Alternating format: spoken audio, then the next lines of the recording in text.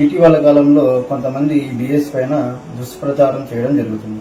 మాలాంటి పేద విద్యార్థులు రూముల్లో ఉంటూ ఎంతో కష్టపడి చదివి ఈ ఉద్యోగాలను సాధించడం జరిగింది. కానీ ఈ దుష్ప్రచారం అనేది ఎంపికైనటువంటి అభ్యర్థుల్లో తీవ్ర ఆందోళన కలిగించడం జరుగుతుంది. అవాస్తవాలను ప్రచారం చేయకుండా ఉండడం మంచిది. సో రీసెంట్గా మనం వింటున్న వదంతులన్నీ కంప్లీట్గా అవాస్తవాలండి. నేను ఎంతో కష్టపడి ప్రైవేట్ ఉద్యోగాలు చేసుకుంటూ కూడా జాబ్ మానేసి కష్టపడి చదివి మేము ఉద్యోగం కొట్టినప్పుడు ఇలాంటి దుష్ప్రచారాలు చేయడం అనేది మమ్మల్ని చాలా మానసికంగా వేధిస్తున్నాయండి.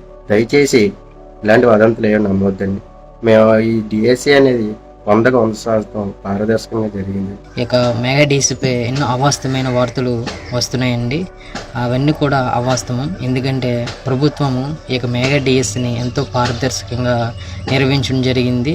ఎన్నో కేసులు పడ్డా సరే ఆన్లైన్ ఎగ్జామ్స్ విషయంలో కానీ అదేవిధంగా సర్టిఫికేట్ వెరిఫికేషన్లో కానీ చాలా జెన్యున్గా నిర్వహించడం జరిగింది. సో ఈ అవాస్తవమైన విషయాలను చూసి అభ్యర్థులు ఎవరు కూడా ఆందోళన చెందకూడదని కోరుకుంటున్నాను.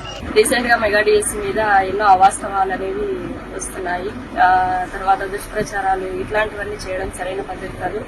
ఎన్నో కోర్టు కేసులు వచ్చినా ఎన్ని ఇబ్బందులు ఎదుర్కొనైనా అత్యంత పారదర్శకంగా గవర్నమెంట్ అనేది మాకు ఈ ఉద్యోగాలు అనేది ఇవ్వడం జరిగింది. దీంట్లో ఎటువంటి రూమర్స్ లేవు. చాలా పారదర్శకంగా ఈ ఉద్యోగాల ద్వారా మేము నియమించబడ్డాము. అనవసరమైన వ్యాఖ్యానాలు చేసి కొత్తగా నియమించబడిన ఉపాధ్యాయులకి ఆందోళన కలిగించడం సరైన పద్ధతి కాదు.